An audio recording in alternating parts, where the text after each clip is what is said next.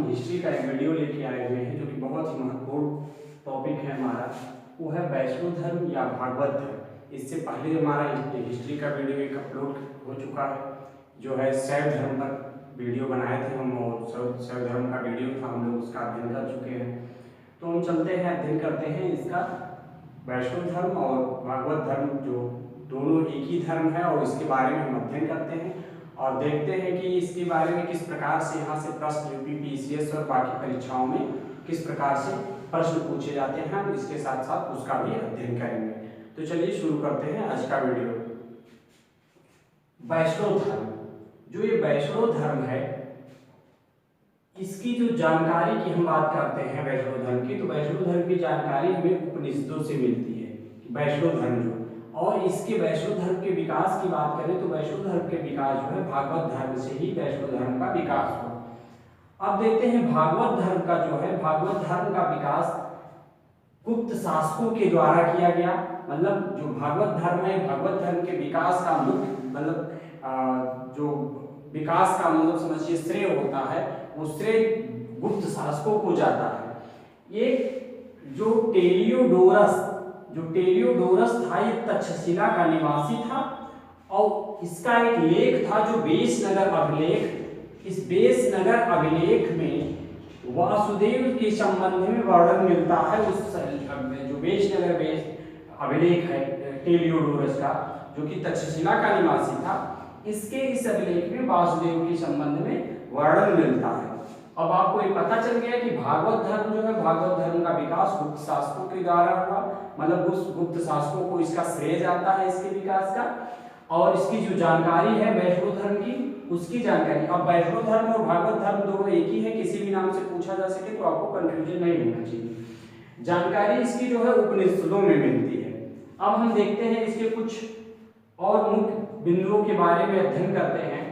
तो इसके जो प्रवर्तक की बात करें तो प्रवर्तक इसके कृष्ण, इसके प्रवर्तक कृष्ण, और इस जो कृष्ण है उनका निवास स्थान मथुरा, कृष्ण का निवास स्थान मथुरा था। कृष्ण जो थे ये वृषण कबीले से संबंधित थे। कृष्ण जो थे वो वृषण कबीले से संबंधित थे, और इनका निवास मथुरा। ये सब की जानकारी जो है इस वैष्णव धर्म से संबंधित पूरी जानकारी आपको उपनिषदों में मिलती है। कृष्ण का सर्वप्रथम उल्लेख की बात करें कि इस कृष्ण का सर्वप्रथम उल्लेख कहाँ से मिलता है, तो कृष्ण का सर्वप्रथम उल्लेख जो है वो छंदोग्य उपनिषद में मिलता है। छंदोग्य उपनिषद जो है वहां से मिलता है, इनके कृष्ण के बारे में जानकारी मिलती है। और छंदोग्य जो उपनिषद है, उस उपनिषद में देवकी पुत्र और अंगिरस के शिष्य के रूप में, मतलब छंदोग्य उपनिषद में कृष्ण को देवकी पुत्र और अंगिरस के शिष्य के रूप में वहां पे इनका वर्णन मिलता है, मतलब उनके बारे में जानकारी प्राप्त होती है। अब विष्णु के 10 अवतारों की हम बात करते हैं कि जो विष्णु के 10 अवतार हैं, उस 10 अवतारों में देखें तो विष्णु के 10 अवतारों का जो उल्लेख है वो मत्स्य पुराण में मिलता है। मत्स्य पुराण में विष्णु के 10 अवतारों का उल्लेख मिलता है, जिसमें आप लोग खुद जानते होंगे कि मत्स्य, बलराम, राम, बुद्ध, ये सब उनके 10 अवतारों को लिया गया है, इसमें से बताया गया है। कर्म के सिद्धांत, देखिए अब यहाँ पे हम देखते हैं कि किस प्रकार से प्रश्न बनते हैं। आपसे प्रश्न यहाँ से पूछा जा सकता है परीक्षा में कि कर्म का सिद्धांत किस दर्शन से, कहाँ से लिया गया है। तो जो कर्म का सिद्धांत है मीमांसा दर्शन से लिया गया है। कर्म का सिद्धांत मीमांसा दर्शन से लिया गया है, और ये बहुत ही महत्वपूर्ण है, यहाँ से कई बार परीक्षाओं में प्रश्न पूछा गया है। फिर हम देखते हैं अवतारवाद। अवतारवाद का प्रथम उल्लेख, तो अवतारवाद का जो प्रथम उल्लेख है वो श्रीमद् भागवत गीता में इसका उल्लेख मिलता है। जो कि ये श्रीमद् भगवत गीता है, इस भागवत गीता में मोक्ष के साधन के रूप में धर्म, कर्म तथा भक्ति, इस तीनों को विशेष महत्व दिया गया है। अब हम देखते हैं इसमें एक स्थान है नैमिषारण्य। यहाँ से भी प्रश्न कई बार परीक्षाओं में पूछा गया है। नैमिषारण्य जो ये स्थान है, ये सीतापुर उत्तर प्रदेश में है। ये स्थान इसलिए यहाँ से काफी प्रचलित है, चर्चा में काफी रहा है, क्योंकि यहाँ पे 88,000 ऋषि मुनियों की एक महासभा थी, जो सभा में पूरे महाभारत का पाठ किया गया, पूरे महाभारत का वाचन किया गया, पूरे महाभारत का, जो कि 88,000 ऋषि मुनियों। तो आपसे परीक्षा में एक प्रकार से प्रश्न बन सकता है कि 88,000 ऋषि मुनियों की महासभा में पूरे महाभारत का वाचन कहाँ पे किया गया? तो वो है नैमिषारण्य। नैमिषारण्य स्थान जो है वो कि उत्तर प्रदेश में स्थित है। अब हम देखते हैं भागवत संप्रदाय। बात करते हैं भागवत संप्रदायों में भक्ति के रूपों की संख्या की बात करें तो यहाँ पे भागवत संप्रदाय में भक्ति के रूपों की संख्या 9 थी, जिसको नवधा भक्ति भी कहा जाता है। तो ये भी प्रश्न आपसे यहाँ से भी प्रश्न पूछा जा सकता है कि नवधा भक्ति किस संप्रदाय से संबंधित है? तो नवधा भक्ति जो है वो भागवत संप्रदाय से संबंधित है। मेगस्थनीज की बात करते हैं तो मेगस्थनीज ने कृष्ण के लिए हेराक्लीज शब्द का प्रयोग किया, और यही मेगस्थनीज जब हम शैव धर्म का अध्ययन किए तो आपको पता है कि शैव धर्म में मेगस्थनीज ने भगवान शिव के लिए डायोनिसस शब्द का प्रयोग किया था, जो कि भगवान शिव के लिए।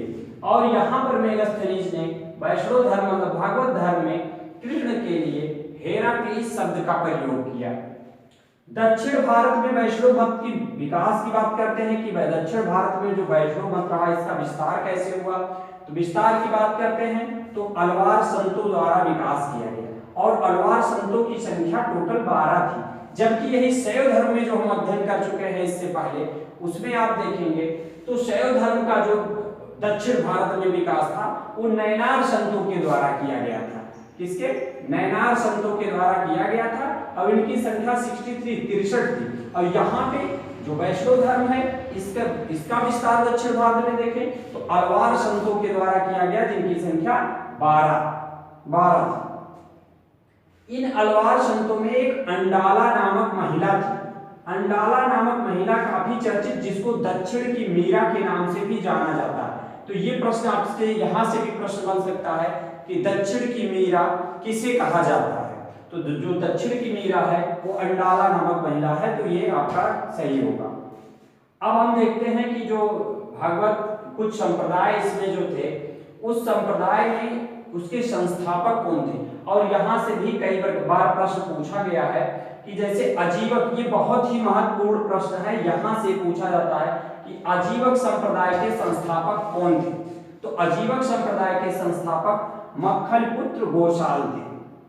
घोर अक्रियवादी संप्रदाय के संस्थापक पूर्ण कश्यप, या दीक्षावाद संप्रदाय के संस्थापक आचार्य अजित केस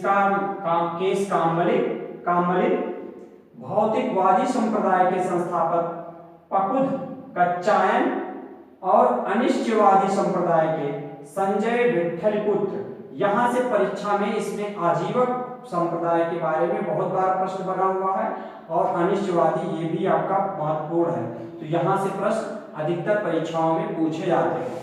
तो हमें उम्मीद है कि आपको ये वीडियो काफी अच्छे से समझ में आ गया होगा, और इसके पहले जो हमारा अध्ययन किए हैं हम शैव धर्म का, इस वीडियो के डिस्क्रिप्शन में हम उसका लिंक डाल देंगे कि जिससे कि आप जो इससे पहले शैव धर्म का अध्ययन नहीं किए हैं तो शैव धर्म का आप लोग अध्ययन कर लीजिए, और आप लोग अच्छे से अपनी तैयारी में लगे रहिए। Best of luck.